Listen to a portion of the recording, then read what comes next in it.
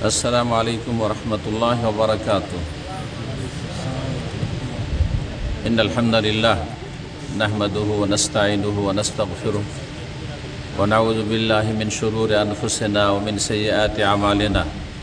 मैं यहदिहिल्लाहु फला मुदिल्ल लहु व मैं युद्लिल फला हादिय लहु व अशहदु अन ला इलाहा इल्लल्लाहु वहदहु ला शरीका लहु व अशहदु अन्न मुहम्मदन अब्दुहु व रसूलुहु सल्लल्लाहु तआला अलैहि व अला आलिहि व सहबिहि व सल्लम तस्लीमन कसीरा। अम्मा बाद फ़अऊज़ु बिल्लाहि मिनश शैतानिर रजीम। इन्न रहमतल्लाहि क़रीबुम मिनल मुहसिनीन। শ্রদ্ধেয় ওলামায়ে কেরাম, সম্মানিত দিনী ভাতৃমণ্ডলী, পর্দার আড়ালের মা এবং বোনেরা, রাত 10টা বেজেই গেছে। আমাকে ভাইয়েরা বলেছিলেন যে 9টা থেকে 10টা আপনি, তো আমার সময় শেষ হয়েই গেছে অলরেডি। আর এর উপর যদি সময় পার করার পরে আপনাদেরকে কষ্ট দিই, তাহলে এটি যে আয়াত পাঠ করেছি মহসেনিন বলে এহসান, এহসানের পরিপন্থী। এটা ভালো করা হলো না, এটা খারাপ করা হলো এহসান। তো এসেছিলাম রিয়াজে বিশেষ একটা সফরে। কোনো এমন প্রোগ্রাম ছিল না যে দিনই কোনো আলোচনা রাখব, কিন্তু আমাদের হিতাকাঙ্ক্ষী ভাইদের কঠিন বেশি চাপে পীড়াপিড়িতে এই ছোট্ট একটা প্রোগ্রামে হাজির হয়েছি। আল্লাহ রাব্বুল আলামিন যেন কবুল করেন। চিন্তা করলাম দুনিয়ার সাথে দিনের কোনো কথা যদি হয়ে যায় তাহলে সফরটি আরও বরকতপূর্ণ হবে। আল্লাহ রাব্বুল আলামিন যেন এই সফরকে মোবারক করেন আমাদের জন্য এবং আপনাদের জন্য। আর বিশেষ করে এই ওসিলায় সম্মানিত দায়ী ভাইদের সাথে, যাদের অনেকে আমার চাইতে সিনিয়রও আছেন, জুনিয়রও আছেন, সাথী বন্ধুরা আছেন, আগের পরের সবার সাথে আলহামদুলিল্লাহ দেখা সাক্ষাতের সুযোগ হয়ে গেল। দিনী ভাইরা রয়েছেন, কোরআন সুন্নাহর অনুসারী সালাফি আহলুল হাদিস ভাইরা রয়েছেন, তাদের সাথে দেখা হয়ে গেল। তাদের সাথে কিছুক্ষণ বসা, এটা বড় সৌভাগ্যের বিষয়। তো এই উদ্দেশ্যেই এখানে উপস্থিতি। আল্লাহ রাব্বুল আলামিন যেন এই মজলিসকে কবুল করেন এবং এই মজলিসের পিছনে যেসব ভাইদের শ্রম রয়েছে, মেহনত পরিশ্রম রয়েছে, আর বিশেষ করে আমার শ্রদ্ধেয় ভাই শেখ বুরহান মাদানী হাফিজাহুল্লাহ তাআলা আর তার সাথী সঙ্গীরা যে নাসিমে রয়েছেন, তাদের শুকরিয়া আদায় করি, জাযাকুমুল্লাহ খায়রান। আর তার সাথে রিয়াজের যেসব ভাইরা সার্বিক সহযোগিতা রয়েছেন, তাদের সকলের শুকরিয়া আদায় করি। আর শুকরিয়া আদায় করি আমাদের সাথী ভাই সম্মানিত দায়ীগণ, ওয়াফাকাহুমুল্লাহ তাআলা লিকুল্লি খায়র, তাদের যে তারা মূল্যবান সময় দিয়েছেন। তাদের অনেকের সাথে আগেও কথা হয়েছে, অনেকের সাথে হয়তো কথার সুযোগ হয়নি, কিন্তু এই সুযোগে দেখা সাক্ষাৎ আল্লাহ রাব্বুল আলামিন যেন আমাদের এটিকে তার সন্তুষ্টির জন্য কবুল করেন। আমি আজকে এই অল্প সময় এহসান সম্পর্কে আলোচনা করব। যে এহসানের কথা আপনারা যখন আকীদার কথা আসে, যে দিনের স্তরগুলি মারাতিবুদ্দিন, তখন এহসানের কথা আকীদার যারা চর্চা করেন পড়েন। আর এহসান শব্দটি বাংলা ভাষার মতো ব্যবহার হয়, যদি কোরআন এবং সুন্নাহর আরবি ভাষা ব্যবহার হয়ে থাকে, কিন্তু সেটির বাস্তবায়ন খুব কম হয়ে থাকে। এহসান শব্দটি সম্পর্কে আমাদের পরিচিতি আছে, কিন্তু তার প্রতি আমল আমাদের, এমন কি যারা দাওয়াতের ময়দানে কাজ করছেন, দাওয়াতের ময়দানে সহযোগী হয়ে রয়েছেন, তাদেরও এই ক্ষেত্রে বড় ঘাটতি রয়েছে। আমার নিজের থেকে শুরু করে অন্য সবার কথা বলছি, যার ফলে এহসান নিয়ে দু চারটি কথা বলবো। কারণ এখানে এটি একটু খাস মজলিস, এখানে সিনিয়র ভাইয়েরাও রয়েছেন, যারা নিয়মিত দাওয়া সেন্টারগুলির, ইসলামী সেন্টারগুলির ছাত্র, তারা রয়েছেন। সুতরাং তাদের মধ্যে এহসানটি আগে বিদ্যমান থাকতে হবে, তারপরে অন্যদেরকে আমরা এহসানের দাওয়াত দিতে পারব। আল্লাহ রাব্বুল আলামিন এহসানের কথা বিভিন্ন ভাষায় কোরআনে কারীমে বর্ণনা করেছেন। একটি আয়াতে আল্লাহ বলছেন, ইন্না রাহমাতাল্লাহি কারীবুম মিনাল মুহসিনিন, নিশ্চয় আল্লাহর রহমত যারা এহসানকারী, যারা নিষ্ঠাবান, যারা সদাচরণকারী, যারা ভালো করে, তাদের অত্যন্ত নিকটবর্তী। অর্থাৎ আল্লাহর রহমত পেতে হইলে এহসানের গুণ নিয়ে আসতে হবে নিজের মধ্যে। এহসানের বিপরীত হচ্ছে ইসাআ, খারাপ করা। ইমাম হাফেজ বিন হাজার রাহিমাহুল্লাহ তাআলার একটি কথা ফাথুল বারীতে পড়েছিলাম ছাত্র জীবনের পরেই, যখন বুখারীর একটু সারাহগুলি পড়তাম সেই সময়টাই প্রথমকালে। তো তখন তিনি একটি কথা লিখেছেন, ওয়াত্তাবিউনা লাহুম বিইহসান। আল্লাহ যে কোরআনে বলেছেন ওয়াত্তাবিউনা লাহুম বিইহসান, মুহাজিরিন আনসার এবং যারা এহসানের সাথে তাদের অনুসরণ করেছে। এই এহসানের শর্ত আল্লাহ লাগিয়েছে। দেখে শুধু সাহাবায়ে কেরাম তাবেঈনদের অনুসারী হওয়া যথেষ্ট নয়, এহসানের সাথে তাদের অনুসারী হইতে হবে, তাবেঈন হইতে হবে। আর তারপরে তিনি সেখানে লিখেছেন যে যারা ওই তাবেঈনদের যুগে জুলম অত্যাচার করেছে, খারাপ আচরণ করেছে, দুর্ব্যবহার করেছে, অন্যায় করেছে, মানুষকে কষ্ট দিয়েছে, অনেক জালেম ছিল সেই যুগে, তাদের নাম নেওয়ার সময়ও নেই আর প্রয়োজনও নেই। তারা এই আয়াতে তাদেরকে খারিজ করে দেওয়া হয়েছে যে তাদের ওপর আল্লাহ সন্তুষ্ট না। জি, রাদিয়াল্লাহু আনহুম ওয়া রাদু আনহু, আল্লাহ বলছেন সূরা তওবার আয়াত নম্বর 100-তে, ওয়াস-সাবিকুনাল আউওয়ালুনা মিনাল মুহাজিরিন ওয়াল আনসার ওয়াল্লাযীনা ইত্তাবাউহুম বিইহসানিন রাদিয়াল্লাহু আনহুম ওয়া রাদু আনহু। আল্লাহ তাদের উপর সন্তুষ্ট আর তারা আল্লাহর উপর সন্তুষ্ট। এই আল্লাহর সন্তুষ্টি যদি পেতে হয় তাহলে মুহাজিরিন আনসার সাহাবায়ে কেরামদের ইহসানের সাথে যারা অনুসারী হয়েছে তারা হইতে পারবে সাহাবায়ে কেরামদের পরে রাদিয়াল্লাহু তাআলা আনহুম আজমাইন। কিন্তু যারা খারাপ আচরণের সাথে অনুসরণ করেছে, অর্থাৎ তাবেঈনদের যুগ পেয়েছে, সাহাবায়ে কেরামদেরকে দেখেছে, সাহাবায়ে কেরামদের সাথে তাদের মোলাকাত হয়েছে, কিন্তু ভালো আচরণ করেনি, অন্যায় আচরণ করেছে, তারা এখান থেকে এক্সিট, খারিজ। তাদের জন্য আল্লাহ সন্তুষ্টি নিশ্চিত নয়। যদিও শেষ পরিণাম জালেম যদি মুআহিদ তৌহিদবাদী হয়, বড় শিরক কুফরি না থাকে, ঈমান ভঙ্গকারী আকীদা না থাকে, তো আল্লাহ রাব্বুল আলামিনের আযাব শাস্তির কথা যেসব রয়েছে, তারপরে তাদের জন্য শেষ পরিণামে জান্নাত রয়েছে। এটি হচ্ছে আহলে সুন্নাত ওয়াল জামাতের আকীদা। কিন্তু এই কথাটি তিনি বলেছেন মূল্যবান কথা, যে যারা ইসাআর সাথে ইহসানের সাথে অনুসরণ করেনি, খারাপ আচরণের সাথে অনুসরণ করেছে, তারা এখান থেকে বহিষ্কৃত। তাহলে আপনি আমি দেখেন তাবেউনা লাহুম বিইহসান যে আয়াতটি, এটা শুধু তাবেঈনদের জন্য নয়। এখানে আরেকটি কথা না বলে দিলে অসম্পূর্ণ থাকবে, বরং বলতে হবে যে কিয়ামত পর্যন্ত যারা সাহাবায়ে কেরাম মুহাজিরিন আনসার যে ইসলামের ওপর রাসূলুল্লাহ সাল্লাল্লাহু আলাইহি ওয়াসাল্লাম তাদেরকে ছেড়ে গেছেন, সেই ইসলামের অনুসরণ করবে, সাহাবায়ে কেরামদের অনুসারী হবে কিয়ামত পর্যন্ত ইহসানের সাথে। তাহলে এই ইহসানের গুণ আমাদের মধ্যে থাকতে হবে। যদি ইহসানের গুণ থাকে তাহলে রাদিয়াল্লাহু আনহুম ওয়া রাদু আনহু, আল্লাহ রাজি আমাদের উপর, আর আমরা আল্লাহ রাব্বুল আলামিনের নেয়ামত পেয়ে, প্রতিদান পেয়ে রাজি হয়ে যাব। আল্লাহ রাব্বুল আলামিন যেই অবস্থায় রাখেন সুখে দুঃখে, তাতে আপনি সন্তুষ্টি প্রকাশ করতে পারবেন এই গুণ থাকলে। তাহলে ইহসানের বিষয়টি, আর এই ক্ষেত্রে সাহাবায়ে কেরামদের অনুসারী হইতে হবে, এটা আমাদেরকে হইতে হবে। তো তারা ইহসান কি জিনিস? ইহসান কি ওলামারা দুই ভাগে ভাগ করেছেন, ইহসান মা আল্লাহ আর ইহসান মাহাল খালক।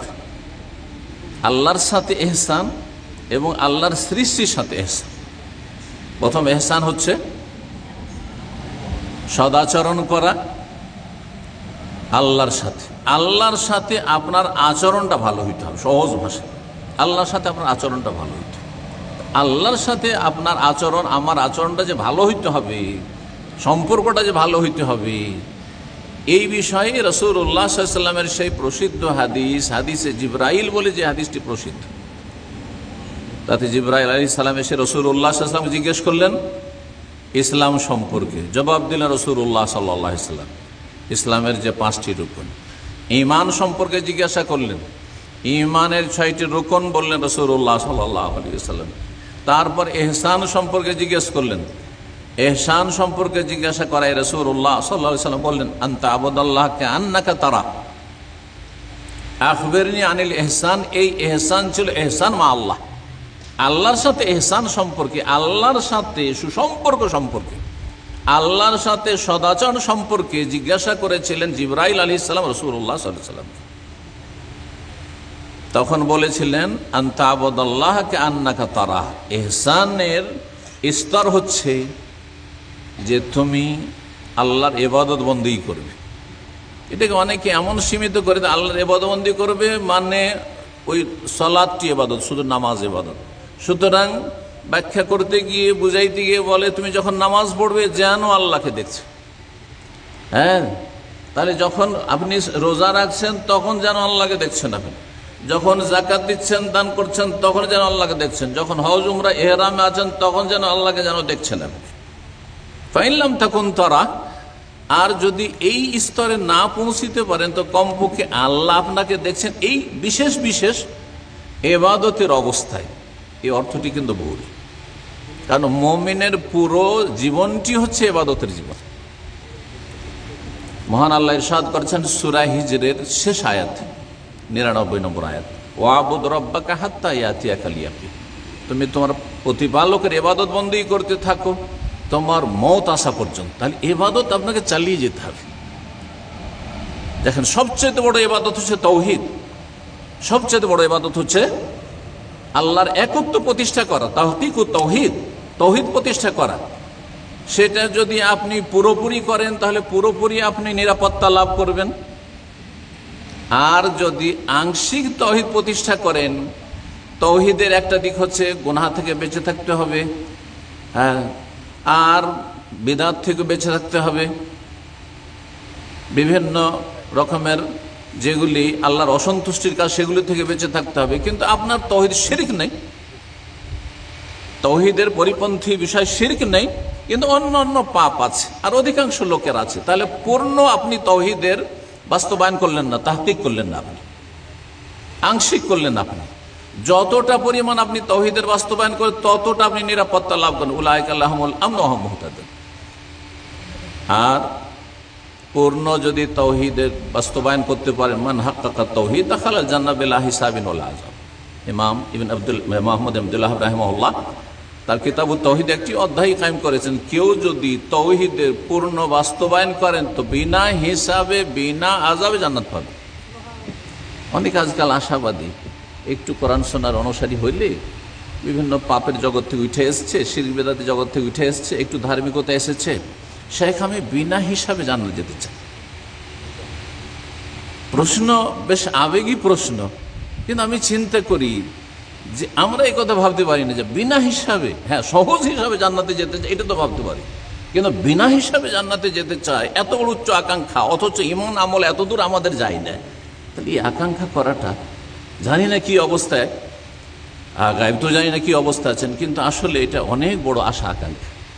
সম্পূর্ণরূপে তাওহীদের প্রতিষ্ঠা করতে পারলে বিনা হিসাব বিনা আযাবে জান্নাতে যাওয়া যাবে। ফিরে আসি ইহসানের দিকে, যে বলছিলাম যে আল্লাহ রাব্বুল আলামিনের সাথে ইহসান ইবাদত বন্দেগী মানে সীমিত ইবাদত বন্দেগী নয়, মানে পুরো লাইফটাই, পুরো জীবনটাই। আনতা আবুদাল্লাহ মানে আপনি একজন মুসলিম আল্লাহর ইবাদত বন্দেগীর জীবন কাটাচ্ছেন। আপনি ব্যবসা বাণিজ্য করছেন হালাল রুজির জন্য, সেটা আপনার ইবাদত বন্দেগীর জিন্দেগি। আপনি এখান থেকে বাসা যাবেন আর ঘুমাবেন, এই ঘুম এই জন্য দেবেন, যে ঘুমটা এখন দিয়ে নিলে আমি তাহাজ্জুদে উঠে যেতে পারবো, ফজরে উঠে যেতে পারবো, আর তারপরে কালকে ডিউটিটা ঠিকভাবে করতে পারবো, রুজিটা আমার হালাল হবে। আপনার এই ঘুমটাও আপনার ইবাদতের জিন্দগি, সওয়াবের জিন্দগি। এই জন্য মুমিনের দুনিয়ার যে কোনো কাজ যদি সৎ নিয়তের সাথে হয় সেটা সওয়াবের কাজ। হাত্তা লোকমা, নবী সাল্লাল্লাহু আলাইহি ওয়াসাল্লাম বলছে, এক লোকমা খাবার আপনি জুটাচ্ছেন আপনার স্ত্রীর জন্য, আপনার ছেলে মেয়েদের জন্য, বা উঠিয়ে দিচ্ছেন আপনি, হ্যাঁ, ভালোবাসাকে বাড়ানোর জন্য, সেটাও সাদাকা। নবী সাল্লাল্লাহু আলাইহি ওয়াসাল্লাম বলেছেন এমনকি সহবাস, সেটাকেও সাদাকা বলছে রাসূলুল্লাহ সাল্লাল্লাহু আলাইহি ওয়াসাল্লাম। অফি বুদি আহাদিকুম সাদাকা, রাসূলুল্লাহ সাল্লাল্লাহু আলাইহি ওয়াসাল্লাম বলছেন। এই সাদাকা কোন সাদাকা? তাহলে বোঝা গেল যে মুমিনের পুরো জীবনটা হচ্ছে ইহসান মা আল্লাহ জীবন। আনতা আবুদাল্লাহ কান্নাকা তারা। ইহসানের পর্যায়ে যদি পৌঁছতে চান, যেন সব সময় আল্লাহ আপনাকে দেখছেন, সব সময়। ঘুমিয়ে থাকলেও আল্লাহ দেখছেন, মসজিদে থাকলেও আল্লাহ দেখছেন, হ্যাঁ, সবার সামনে এখানেও আল্লাহ দেখছেন। আর নির্জনে আপনি স্মার্টফোন আর সমস্ত রকমের সোশ্যাল মিডিয়ার ফ্যাসিলিটি নিয়ে বসে আছেন, আর তাতে সামনে নোংরামি আসছে আর সেগুলো আপনি দেখতে আছেন। ভালো আসলে সেটাকে আপনি ইগনোর করছেন, উপেক্ষা করছেন, মন্দটা দেখছেন, সেখানেও আপনাকে আল্লাহ দেখছেন। আর আপনি আল্লাহকে দেখছেন, আনতাও কান্নাকা তারাও। এই পর্যায়ে তো দূরের কথা, এখন দ্বিতীয় পর্যায়ে আসেন। ফাইনলাম তাকুন তারাহু ফাইন ইয়ারাক। যদি এমনটা হয় যে এই স্তর পৌঁছিতে পারছো না, যে তুমি আল্লাহকে যেন দেখছো। আল্লাহকে দেখছো এর অর্থটা কি? যেন দেখছো এর অর্থ কি? ধরে নেন যদি আপনাকে উদাহরণ দেওয়া হয় যে আপনি দেশের রাজা এখানে চলে এসছেন, দেশের রাজা এখানে চলে এসছেন, আর চোখের সামনে আপনি দেখছেন, তাহলে আপনার অবস্থাটা কেমন হবে? আপনার সেখানে চলাফেরাটা কেমন হবে? আপনার সেখানে কাজকর্মগুলি কেমন হবে? আপনার কোম্পানিতে আপনার মালিক চলে এসছে, তখন আপনার কাজকর্ম কেমন? আপনার চলাফেরা কেমন? আপনার লেবাস পোশাক কেমন? আপনার কথাবার্তা কেমন? সাথী সঙ্গীদের সাথে এমনি যেমন ফ্রি হয়ে কথা বলেন, আপনার বস এসে বসে যখনই কথা বলবে সেভাবে চিন্তা করুন তো দেখি। আচ্ছা, ওটা তো গেল যে আল্লাহ রাব্বুল আলামিন কে দেখছির কথাটি। ফাইনলাম তাকুন তারাহু ফাইন্নাহু ইয়ারাক। যদি এটা না হয় তাহলে কমপক্ষে আল্লাহ দেখছেন। ক্যামেরা লাগানো আছে, আমাদের এখানে ক্যামেরা লাগানো আছে, দুটো করে ক্যামেরা লাগানো আছে, হ্যাঁ, সব কিছু আল্লাহ। ফাইন্নাহু ইয়ারাক, আল্লাহ দেখছেন। আল্লাহ দেখছেন। আপনার স্ত্রী দেখে নেবেন, বেশ কিছু জিনিস আপনি দেখছেন, ওর সামনে দেখছেন নাকি? মেসেজ, যে মেসেজ আপনি স্ত্রীকে শোনাতে চান না, নিজে শুনতে চান, এটা আপনি স্ত্রীকে দেখাচ্ছেন। ছেলে মেয়ে, আমি খারাপ দেখি, কিন্তু আমার ছেলে মেয়ে যেন খারাপ না হয়, আমার ছেলে মেয়ে যেন খারাপ না দেখে, সেই জন্য ছেলে মেয়ের সামনে ওগুলো দেখবেন না, আপনি লুকিয়ে লুকিয়ে দেখছেন, মানুষকে এত লজ্জা করছেন। কিন্তু রবের সামনে ফাইন্নাহু ইয়ারাক, আল্লাহ দেখছেন, এটা হচ্ছে সর্বনিম্ন ইহসান। ইহসানের স্তরের নিম্ন স্তর হচ্ছে, নিচের স্তর হচ্ছে ফাইন্নাহু ইয়ারাক, আল্লাহ দেখছেন আপনাকে যে আপনি কি করছেন। বিভিন্ন পাপ করছেন আপনি, বিশেষ করে আর আজকাল এই ফিতনার যুগে, মোবাইলের ফিতনার যুগে নির্জনতার পাপ, একাকী হওয়ার পাপ। যখন মানুষ একাকী হয়ে যায়, তখন আল্লাহর ভয় না থাকলে আর এই ইহসানের এই বৈশিষ্ট্য না থাকলে যে কোনো কিছু করতে পারে, যে কোনো কিছু দেখতে পারে, যে কোনো অন্যায় করে দিতে পারে। আল্লাহ আমাদের হেফাজত করুন এই সমস্ত ফিতনা থেকে। তো বলছিলাম আল্লাহর সাথে এহসানের কথা। আল্লাহর সাথে এহসানের আগে তাহলে যে স্তরগুলি, এই কথাটি বলা অত্যন্ত জরুরি মনে করছি। তার আগে কিসের আলোচনা আসলে? ইসলামের কথা। ইসলামের 5টি রুকুন, তাই না? তার মধ্যে একটি হচ্ছে, হ্যাঁ, তাওহীদের শাহাদাত আর রিসালাতের শাহাদাতের পরে 5 ওয়াক্ত সালাত 2 নম্বরে। অধিকাংশ মুসলিমদের 5 ওয়াক্ত সালাতই ঠিক নেই, 5 ওয়াক্ত সালাত ঠিক নেই। আল্লাহ সম্পর্কে, রাসূল সম্পর্কে আকীদা ঠিক নেই। সালাফি আকীদার মানুষ ঠিক আছে, আল্লাহ সম্পর্কে, রাসূল সম্পর্কে আকীদা ঠিক আছে, 5 ওয়াক্ত সালাত অনেকের গাফিলতি আছে। আপনি সহিহ আকীদা মানহাজের দাবিদার, কিন্তু ফজরের সালাতে আপনি গায়েব। ফজরের সালাতে গোটা মাস আপনি হাজির হতে পারেন না। তাহলে এহসানে যাওয়া তো দূরের কথা, এহসানের নিম্ন স্তরে যাওয়া দূরের কথা, ইমানের স্তরে যাওয়া দূরের কথা, আপনি ইসলামের স্তরে পুরো করে আসতে পারেননি। সিঁড়ি দিয়ে উঠে আসতে আপনি ইসলামের স্তরই তো পার করতে পারেননি আপনি। তারপরে ইমানের স্তর আসলো, ইমানের 6টি রুকন। তারপরে ইমানের 70-এর বেশি শাখাগুলি আসলো, যাতে ইমান ইসলামের এবং মুসলিম জীবনের ইসলামের বিধিবিধানের সব কিছু চলে আসছে। প্রায় 70-এর বেশি শাখা প্রশাখা যদি বিস্তারিত দেখা হয় এবং বিস্তারিত চর্চা করা হয়, পড়াশোনা করা হয়, তাহলে ইমান ইসলামের সব কিছু প্রায় চলে আসছে তাতে। একজন মুসলিমের জীবনের করণীয় বর্জনীয় সব কিছু চলে আসছে তাতে। তাহলে মোটামুটি তাহলে আপনি অনেকটা এগিয়ে চলে গেছেন। তারপরে তখন এহসানের স্তর, এই এহসান সম্পর্কে বলছিলাম, রবের সাথে তখন এহসান যে আল্লাহ সব সময় আমাকে দেখছেন, এই কথা এমন ইমান ইয়াকিনের সাথে যে জাহান্নামের সামনে আমাকে আপনাকে যদি রেখে দাও, এমন জায়গায় রেখে দেওয়া হয় যেখানে চারিদিক থেকে বিপদ ঘনিয়ে আসছে, আর কোনো মুক্তির রাস্তা পাচ্ছেন না, সেখানে এইরকম জায়গায় চোখের সামনে যেমন দেখছেন, তেমনি আপনাকে মনে করতে হবে যে আমি পাপের কাছে যাওয়া, গুনার কাছে যাওয়া, গুনায় লিপ্ত হওয়া মানে আল্লাহর আযাবের আমি সম্মুখীন হইলাম, আল্লাহর আযাবের সম্মুখীন হইলাম। আল্লাহ রাব্বুল আমাদেরকে তৌফিক দান করেন। এহসান মা আল্লাহ আজকে মূলত আমার উদ্দেশ্য ছিল না, কিন্তু কথাগুলি দীর্ঘ সময় তো এহসান মা আল্লাহ সম্পর্কে হইল।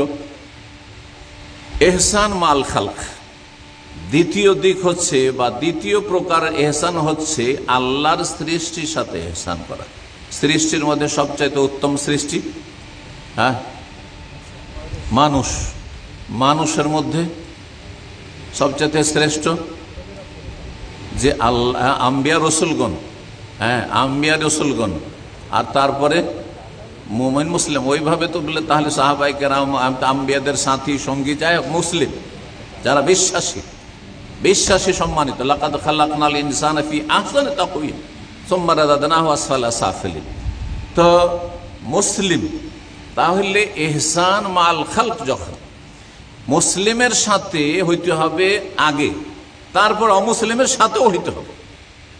এখন তো অন্য সৃষ্টির কথা, আপনার চতুষ্পদ জন্তু, পাখি, অন্য অন্য জাতি পতঙ্গ, পোকামাকড় যা কিছু আছে এহসান মাল খালকের মধ্যে আসবে, কিন্তু আপনি মানুষের ক্ষেত্রে প্রথমে মুসলিমের মধ্যে সবচাইতে নিকটবর্তী আপনার কে? সবচাইতে নিকটবর্তী একজন মানুষের সবচাইতে কাছের মানুষকে বলেন, বলছেন না যে স্ত্রীর হক আগে হয়ে গেল, মাশাআল্লাহ। মা আর বাপকে ছেড়ে দিলেন, বাপকে একবার উপেক্ষা করলেন, তার পিতা মাতা দুইজন বলতে হবে। আল্লাহ রাব্বুল এই জন্য সূরা নিসার আয়াত নম্বর 36 ইরশাদ করেছেন, ওয়াবুদুল্লাহ ওয়ালা তুশরিকু বিহি শাইআ ওয়া বিল ওয়ালিদাইনি ইহসান। এখানে ইহসান বলেছেন না? আরো আয়াতে আল্লাহ বলছেন সূরা ইসরাতে, ওয়াকাদা রাব্বুকা আল্লা তা'বুদু ইল্লা ইয়্যাহু বিল ওয়ালিদাইনি ইহসান। আগে ওয়ালিদান বলেছেন। এই সূরা নিসার আয়াতে আসেন। সূরা নিসার এই আয়াত নম্বর 36-এ কয়টি বিষয় আছে কেউ বলতে পারেন? যদি বলতে পারেন হাত তুলবেন। কয়টি বিষয় বর্ণনা করা হয়েছে? এটাকে বলা হয় হক। এতে 10টি হকের কথা, 10টি অধিকারের কথা বর্ণনা করা হয়েছে। 1 নম্বর অধিকার হক হচ্ছে আল্লাহ রাব্বুল আলামিনের, সেটি হচ্ছে ওয়াবুদুল্লাহ ওয়ালা তুশরিকু বিহি শাইআ। আল্লাহর ইবাদত কর, আল্লাহর সাথে কাউকে শরীক স্থাপন করিও না। সেই ক্ষেত্রে উচ্চ স্তর হচ্ছে এহসান মা আল্লাহ, এহসান মা আল্লাহ। তারপরে মানুষের সাথে এহসান করতে, মানুষের মধ্যে সবচেয়ে কাছের ওয়ালিদাইন, পিতা মাতা, সেজন্য বলছেন অবিল ওয়ালিদাইনে এহসান। তারপরে অবিদিল কুরবা ওয়াল ইয়াতামা ওয়াল মাসাকিন ওয়াল জারিজিল কুরবা ওয়াল জারিল জুনুবি ওয়াস সাহিবি বিল জামবি ওয়াবনিস সাবিল ওয়া মা মালাকাত আইমানুকুম। আর 9টি, বাপের পরে আবার আরো 8টি, 10টি, টোটাল 10টি আল্লাহ বর্ণনা করেছেন। এখানে কিন্তু এহসান অবিল ওয়ালিদাইনে এহসান, তারপরে বলছেন এর সাথে এহসান করো, ওর সাথে এহসান করো, ওর সাথে এহসান করো, ওর সাথে এহসান করো, এভাবে আল্লাহ বর্ণনা করেছেন। তাহলে এই আয়াতটি পুরো এহসান সম্পর্কে, যে কার কার সাথে এহসান করতে হবে। এখানে আল্লাহ রাব্বুল আলামিন মুসলিমের পরে অমুসলিমদের কথাও বর্ণনা করেছেন। ওয়াল জারি যিল কুরবা ওয়াল জারিল জুনুব, কাছের প্রতিবেশী আর দূরের প্রতিবেশী। তারপর ওয়াসসাহিবে বিল জামব, দূরের প্রতিবেশী। তারপরে আল্লাহ ওয়াসসাহিবে বিল জামব, দূরের সঙ্গী, কাছের সঙ্গী আর দূরের সঙ্গী।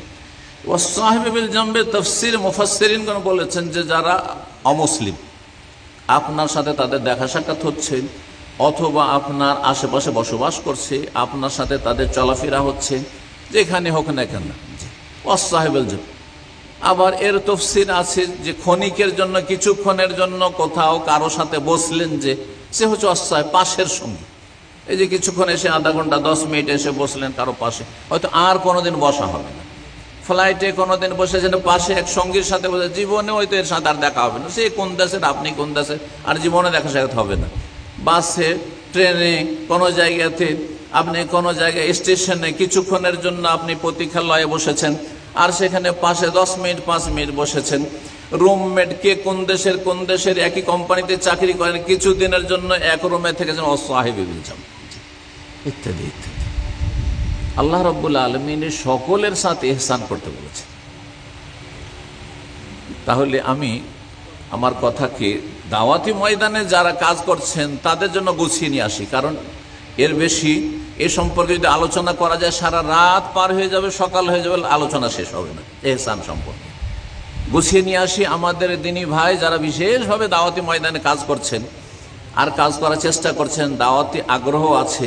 অর্থাৎ সূরা আসরের যে 4টি বিষয় রয়েছে, তার প্রথমটি পার করে এসেছেন, দ্বিতীয়টি পার করে এসেছেন, আর তারপর তৃতীয় ময়দানে নেমেছেন। জি, কি আছে সূরা আসরে?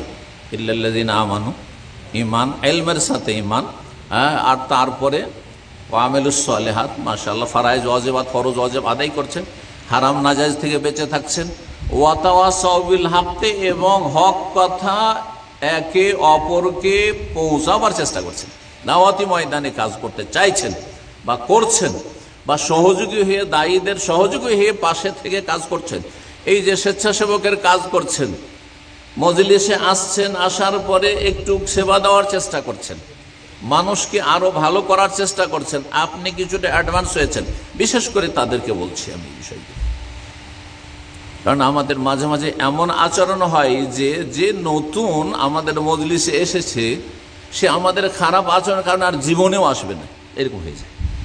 রাসূলুল্লাহ সাল্লাল্লাহু আলাইহি ওয়াসাল্লাম এইরকম লোকদের সম্পর্কে বলছেন, ইন্না মিনকুম মুনাফিরিন, তোমাদের মধ্যে কিছু কিছু লোক আছে মানুষকে আকৃষ্ট করে না, ঘৃণা ছড়ায়, আরো দূরে সরিয়ে দেয়, আরো দূরে সরিয়ে দেয়। উদাহরণ দিয়ে বলি, গত সপ্তাহে এক ছাত্র এসে আমাকে বলছে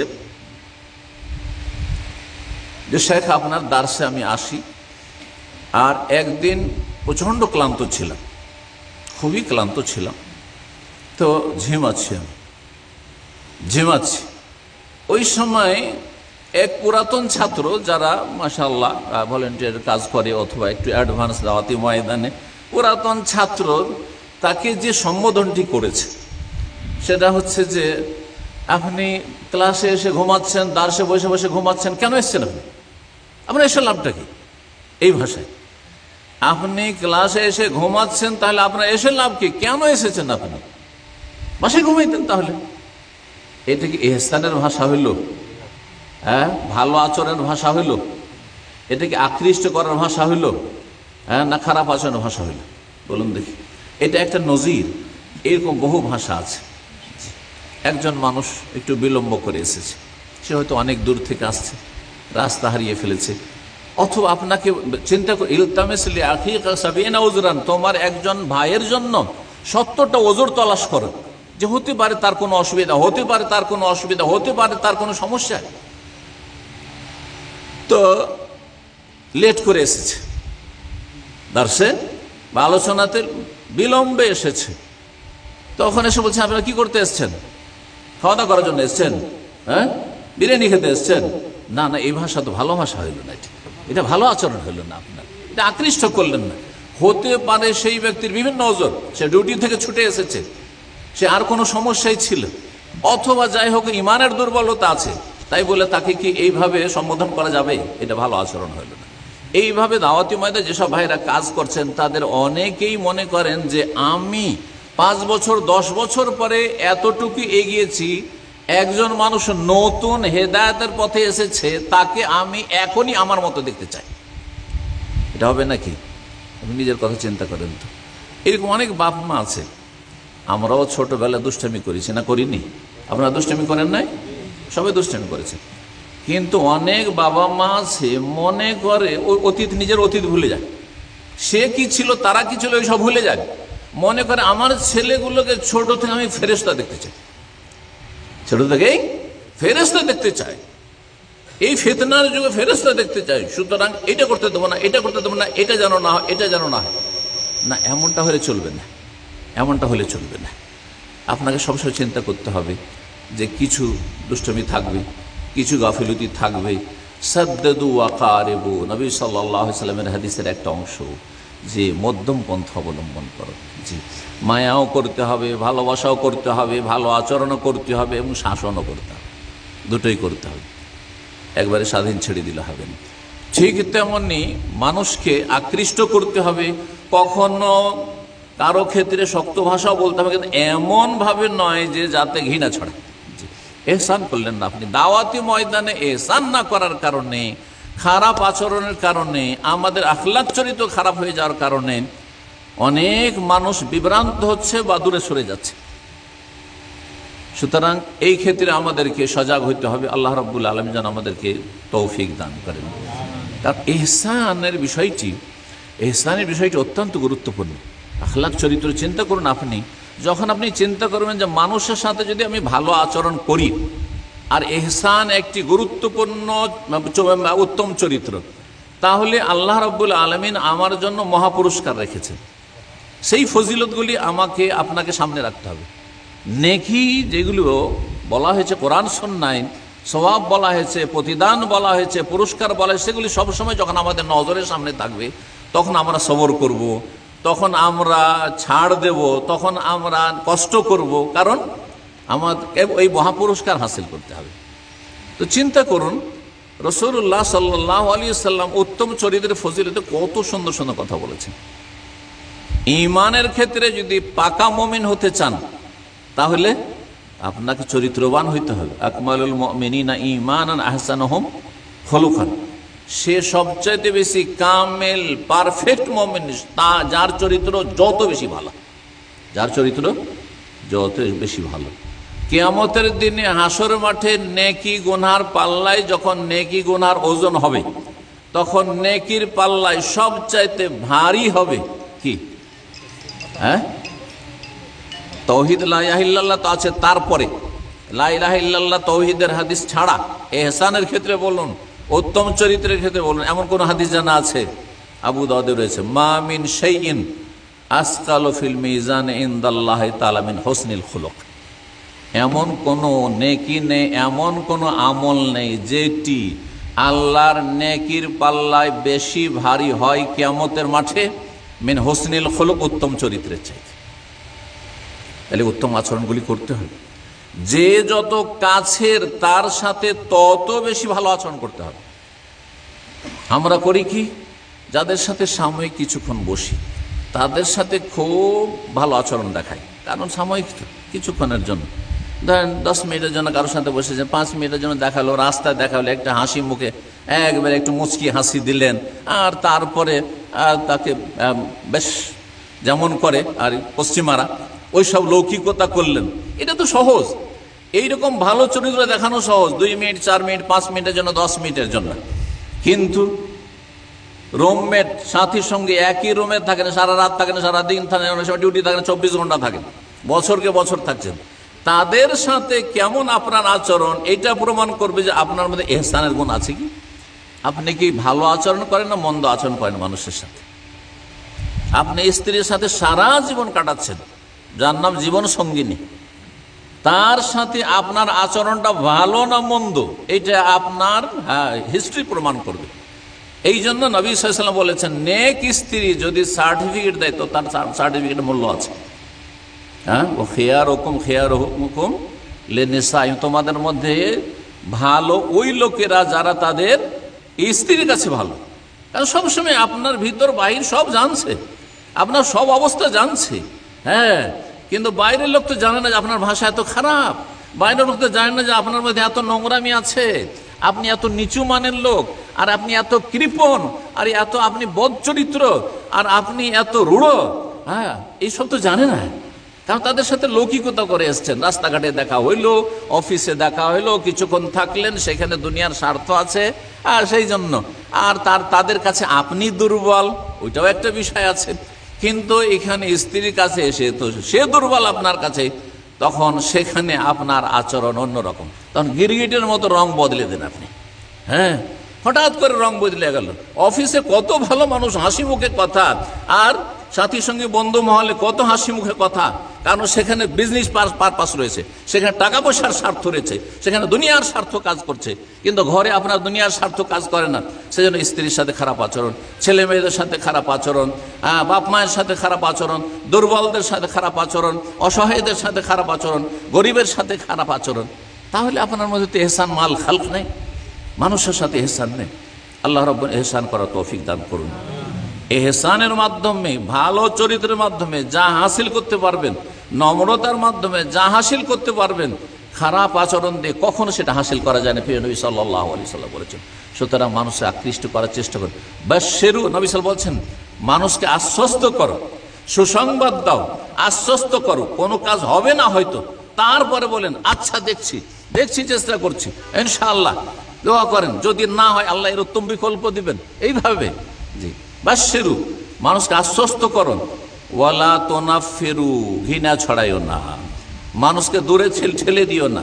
আল্লাহ রাব্বুল আলামিন কোরআনে কারীমে ইরশাদ করে, সেটি দিয়ে শেষ করছি, ফাবিমা রাহমাতিম মিনাল্লাহ লিনতা রাসূলুল্লাহ সাল্লাল্লাহু আলাইহি সাল্লামকে, যার মুজিজা দেখেও মানুষ আকৃষ্ট হইতো, তারপরেও আল্লাহ বলছেন যে শুধু মুজিজা দেখিয়ে তোমাকে মানুষকে হেদায়েত করলে হবে না, মুজিজার চ্যালেঞ্জ যথেষ্ট নয়, বরং আল্লাহর বিশেষ রহমত অনুগ্রহ যে লিনতালাহুম, মানুষের সাথে তুমি নম্র আচরণ করে থাকো। এটা আল্লাহর রহমত যে তোমাকে নরম বানিয়েছে।